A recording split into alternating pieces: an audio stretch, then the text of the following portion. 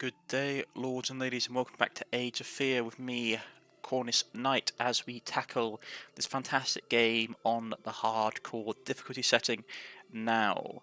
As previously mentioned, there will be screen glares and tears, but there's nothing I can do about that. That's down to my recording software, not the game itself. None of the stuff you're seeing on screen is happening in-game, it's just happening on the recording. So I wholeheartedly suggest that you go out and get this game now.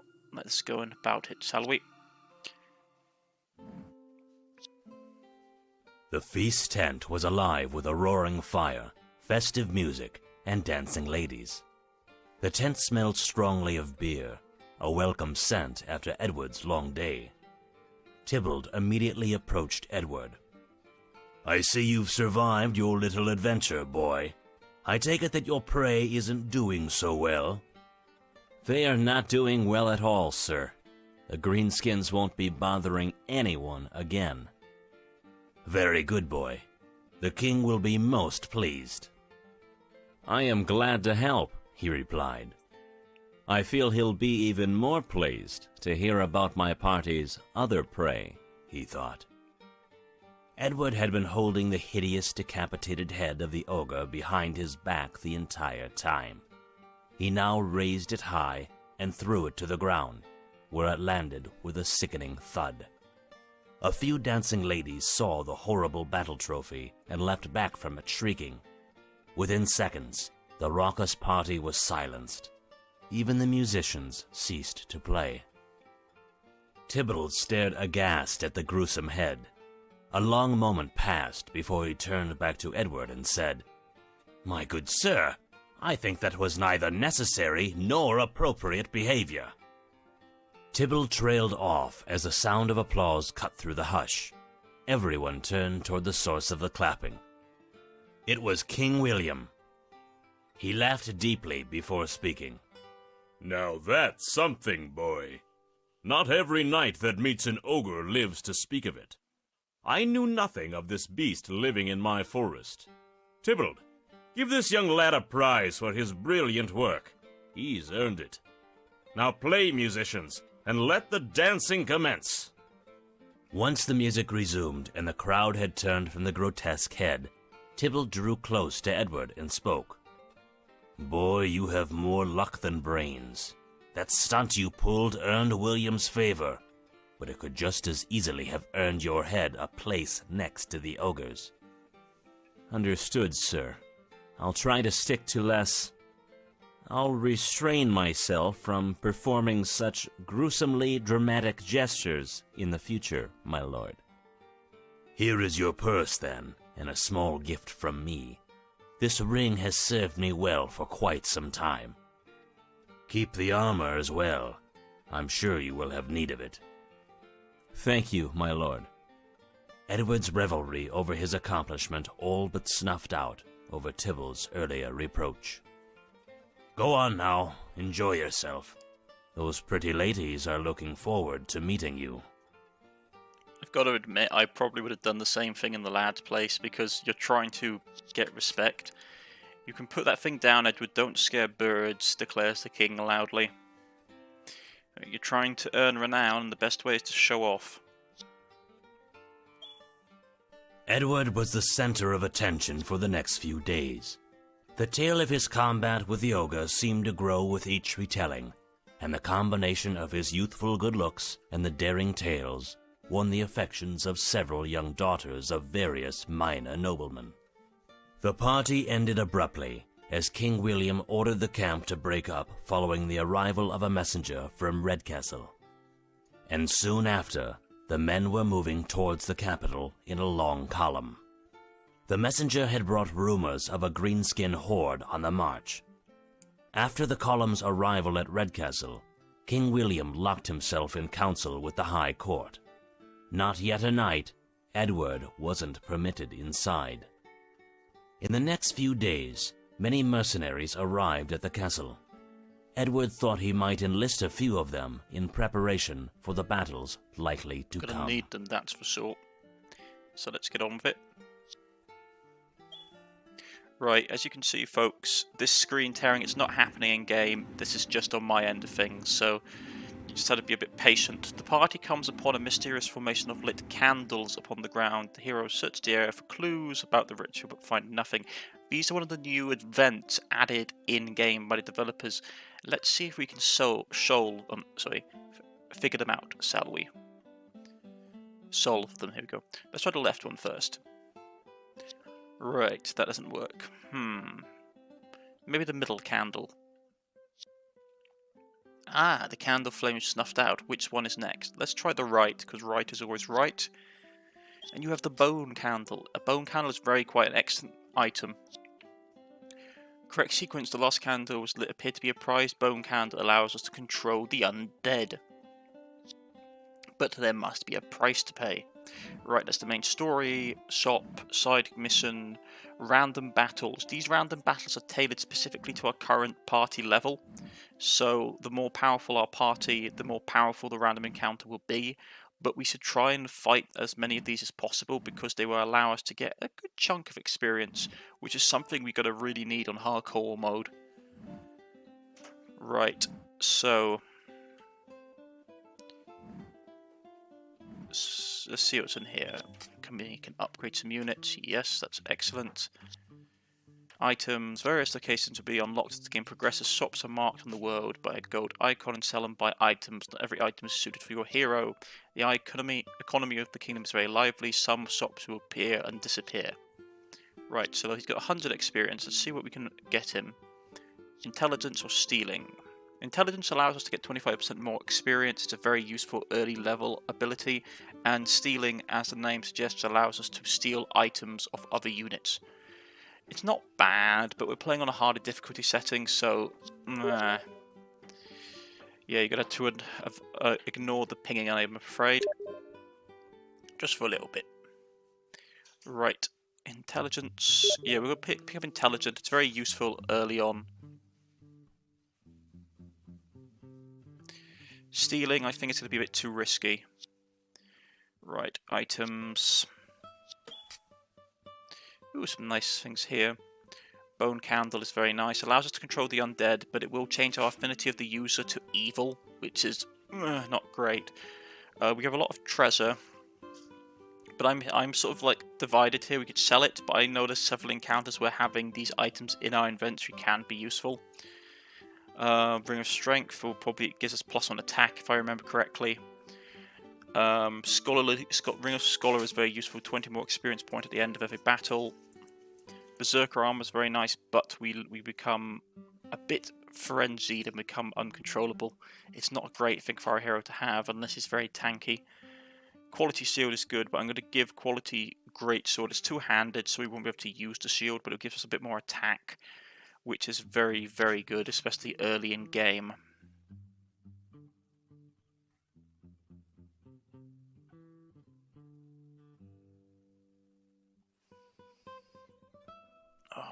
Do I want to get? If there's anything I want to get the Brooch of Luck because it increases the drop chance of of uncommon and rare magical items. So I'm going to sell the silver bar. I'm going to sell one of the gold bars.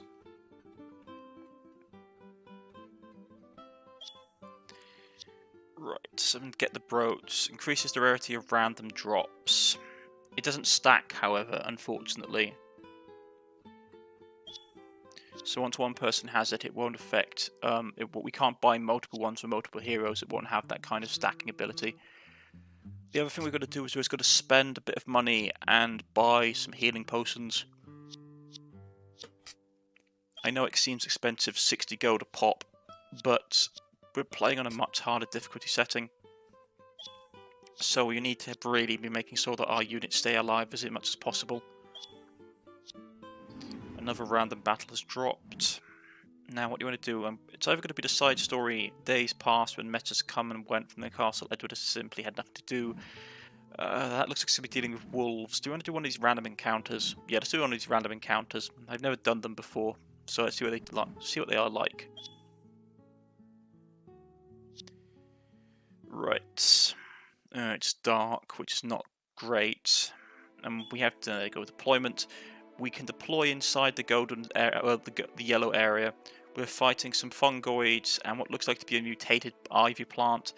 I know I can click on them, I just haven't done so yet. You got to remember, folks, that this is done with me doing post-commentary. Partly because of the issues that I have recording the game. I can't record the game easily, so I'm having to do just a straight-up recording like this, and then do post-commentary afterwards. Right, so they're going to advance. My plan is to draw them onwards. They have a relatively short range, plus the darkness will affect their range, well, their attack at range. The only worry I have is the poison attack.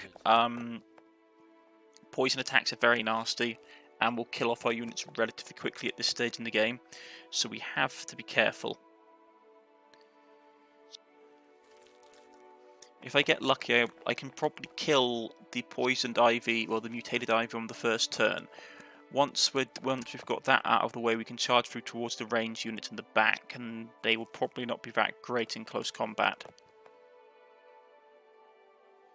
Right, let's go. Out of my way. Hit him, he's got a deep wound. Let's try get this one. Some more. Hopefully that will make him use his healing potion. Now, I really don't want to charge this guy in. If I do, he'll probably get tag teamed by various units, which is a bad thing. So let's pull him back slightly so he's just out of range. Yeah, that was what I was worried about. They've got to focus fire on him. Our hero has been hurt. If the hero dies, we lose. Yes, yes, yes, I know. That attack missed. Let's try killing him.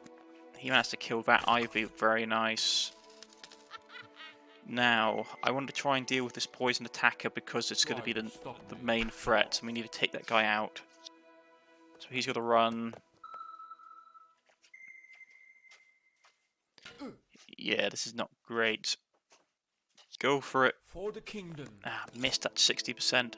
RNG, why have you abandoned me so? Right, we managed to kill off the Elder Fungoid, which had the poison attack, which is good. Another miss, but that's to be expected in these conditions. Another hit. Ah, this is bad. Try to stop me. If we had stealing, we would have been able to steal stuff from the unit to this point. We managed to rip out his eye as well. These strange humanoid creatures are most often found in swamps and wooded areas, and fairly simple-minded. He's blinded, so yeah, minus attack, minus morale, and minus range, which is not too bad. He's going to keep running. To victory. Another missed attack. We had no luck to this game.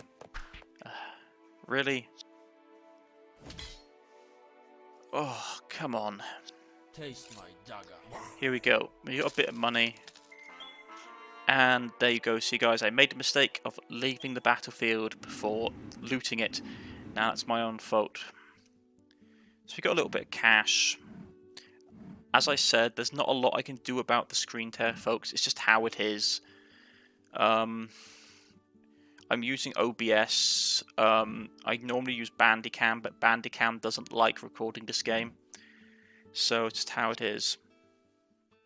The adventurers approach a pitiful sight. The once beautiful fountain of happiness lies in complete ruin. The base has overgrown, its base overgrown. The basin is full of dirt. Its urn, half buried and formerly majestic stonework, reduced to solid debris. The fountain is truly in a sorry state. Whatever the result of this absent-minded vandalism, targeted desecration, or pure neglect, it appears nothing hurts the spirit of all who view it. With proper care and attention, though the sacred structure could be restored to its former glory, will you be the adventurers to return and honour the dignity to the fountain of happiness?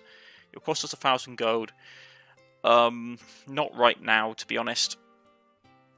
I do know what this particular event gives us, because you can find it in the other games. It gives you a particular object. I don't really need it right now. Days passed, and many messengers came and went from the castle.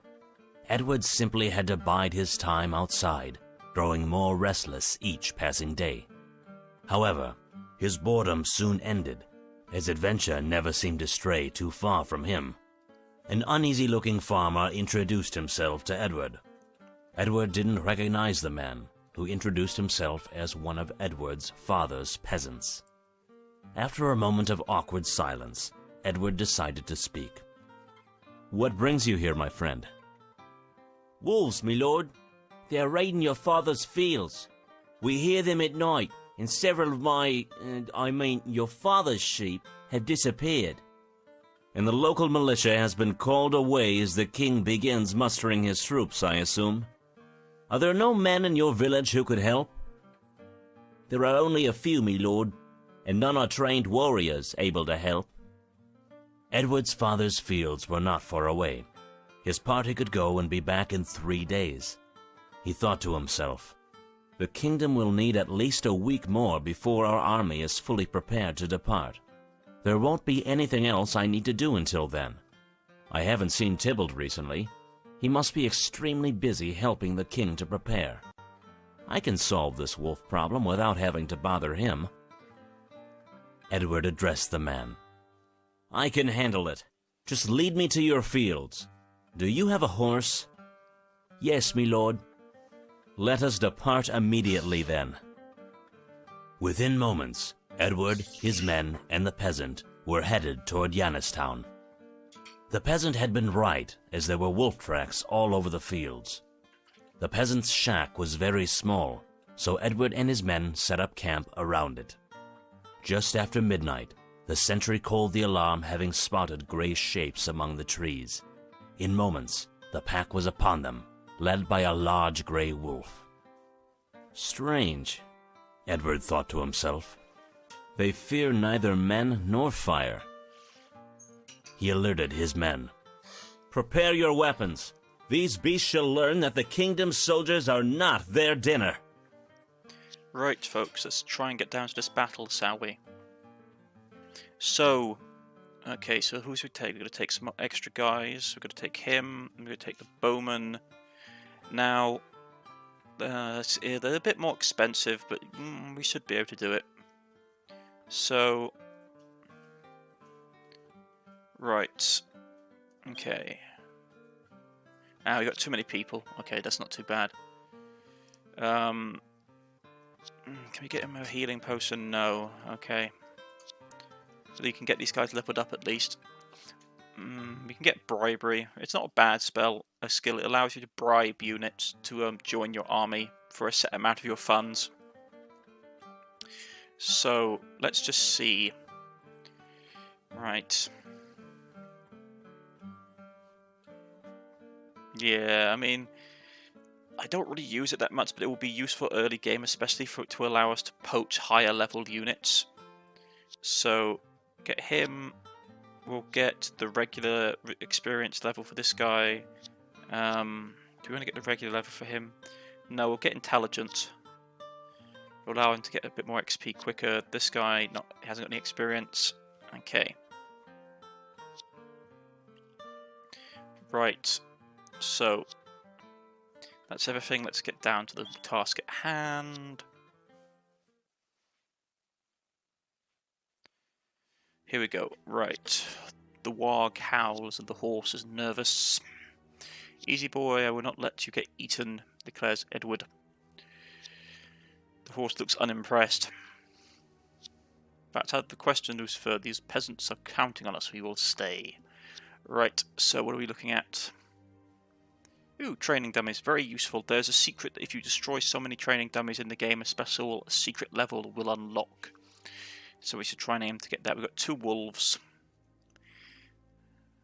Okay, so we're going to pull back our ranged units and put our melee units up front. These wooden spikes would be useful because it will basically mean if units trying to attack us, or attack them, they take damage trying to smash through. Right. So let's try and get these fighting done. Wargs. Wargs, giant wolves that have been corrupted. These wild animals throw themselves into battle to satisfy their bloodlust. Swift and deadly wargs are much more dangerous than the ordinary wolf. So they have adrenaline, which gives them +1 morale on successful attacks. A beast, they are beasts, so they're immune to fear, bribery. They cannot be affected by morale penalties. A +1 attack. And -1 attack to anything that's not living. They got the killing blow, +2 versus enemies with less than half base HP, which is very useful. Infrared vision, which means they aren't affected by darkness, which means they're even more dangerous. And they have segmented movement, so these guys are actually fairly dangerous. Right. Where are they going? Are they trying to sneak around my defences? They might be.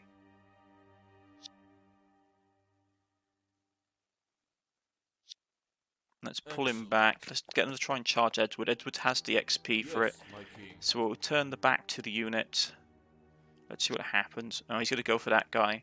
That's a shame. He hits. He's now received high morale, which is not nice. We've got to shoot him a bit. Here's my message. There we managed to hit. Excellent. And more wolves wake up. That's not great. To glory. Managed to kill that one off. I'm worried, though, that they'll get a charge off against him. So we'll move him. We'll turn him to face him so he doesn't get rear attacked, which will give the enemies an advantage against him in combat. And we'll move this guy up to block him. Ah, he charged through. Not good.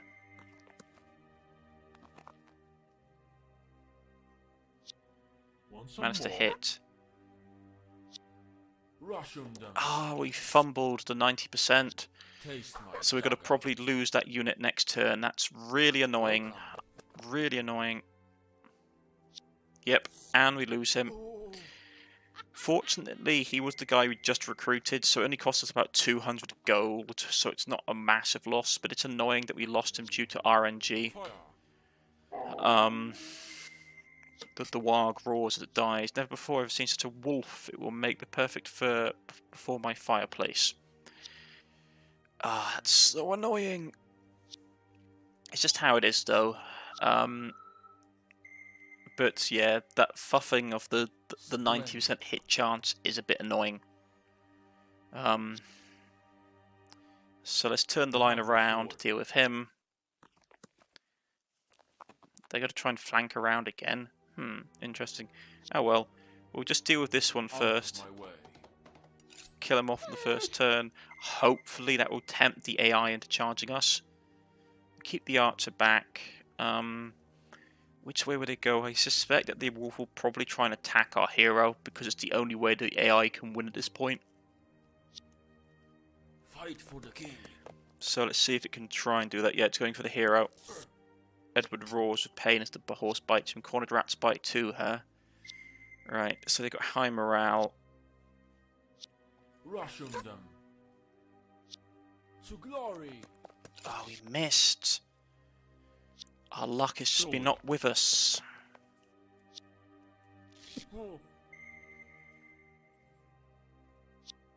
Want some more? Come on, kill it. Kill it. Kill it with fire. Right, so there we go. Now I want to loot the battlefield because I could well do without losing any more treasure because of my incompetence. Normally you get some really nice treasure on the random battles, so me ignoring that was actually a really bad thing. I instinctively pressed the finish battle button because I've been playing so much Battle Brothers. I have to be a bit more careful in the future. That's a pearl there, which is very nice. The reason the pearls are so useful, it gives a very nice effect during certain events. Oh dear, new enemies. No! I will not lose my character to rats that may or may not randomly spawn at random intervals. Yeah, when you break stuff open, there's a percentage chance that enemy units will be spawned out of them. Normally just rats, though occasionally there can be other things lurking within in objects. Not always as unassuming as rats, unfortunately. That's everything, I think. Yeah, so let's end the fight.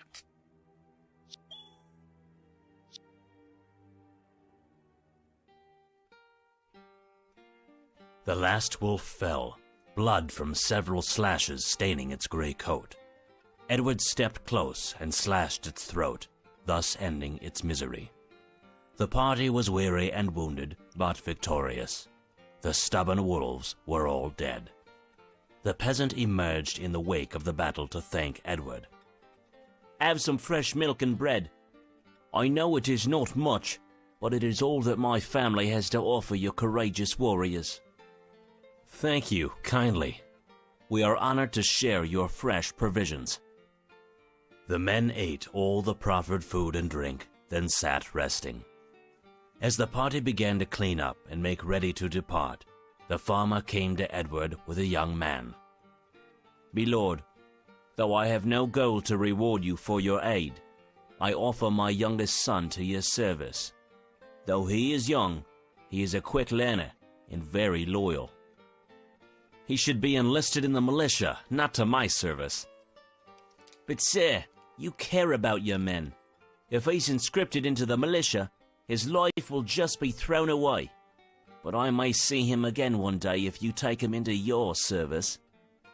Edward paused as he sized up the young man. After a moment, he decided. Let it be so, then. I will train him, but I cannot promise you that he will one day return. The farmer nodded his thanks and quickly walked away from his son. Edward thought he saw the man shiver, as though silently weeping, as he returned to his small shack. Okay, so we got a unit as our reward. That's not so bad. Some more random events popped up and a new location. Okie dokie. So what do we get out of that? We got a melee fighter. That's not so bad. We should probably be saving up to get.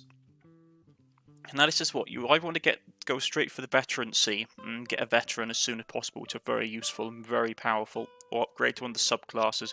I'll probably save for the veteran. We'll get him up to regular. Do you want to get a royal guard? They are useful. They have much more defense. But I might just want to go straight for veteran. We'll get. We can get both. We'll get intelligence and we'll get regular. So we've got relatively competent soldiers. The units we have in reserve do earn XP. They just don't earn it as fast. We're going to buy some more healing potions. I know it's like it seems to be very much a frivolous expense, but trust me, it's cheaper to buy potions than it is to lose units. So, plus we can always just find loot and stuff to replace. Like, we can get money fairly straightforwardly.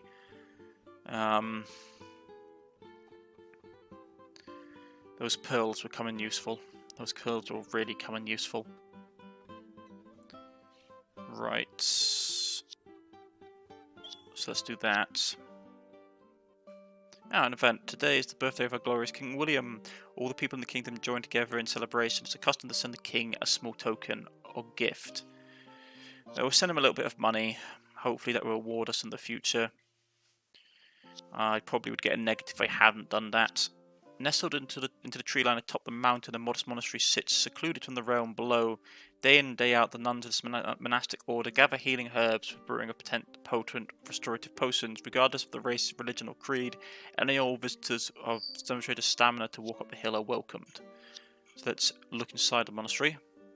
Heroes enter the chapel and find the nuns at midday prayer. Seated side by side with their heads down, the repeating chant is one of peace and mindfulness. The nuns pray till midnight every day. It seems like the life of the mountain monastery is anything but hectic. Right, let's see what they have in the shop. Let's see. Wrong thing. Items. I am still rusty, lords and ladies, so you have to give me the benefit of the doubt as I sort of scrub the rust off myself. There's some really nice things here. Really nice things. None of them that I can afford, unfortunately. Prayer is very nice. But this is one of the things, like, if we have the undead candle, it would be very powerful. But at the same time, yeah, we'll lose out on other objects. So we have to be careful about using it. So let's leave. You can also just press the map button to get back to the map. We probably want to do another random battle as well before we go off on our adventures. The windmill icon you can see down here is basically you spend money to repair the windmill and it will give you money back. It's basically a set income, which can be useful if you have excess cash, which is something we don't have. So we are going to save and we are going to leave. As always, folks, if you have enjoyed my commentary, please press the like button and press the subscription button. It always helps me, given the current climate of YouTube.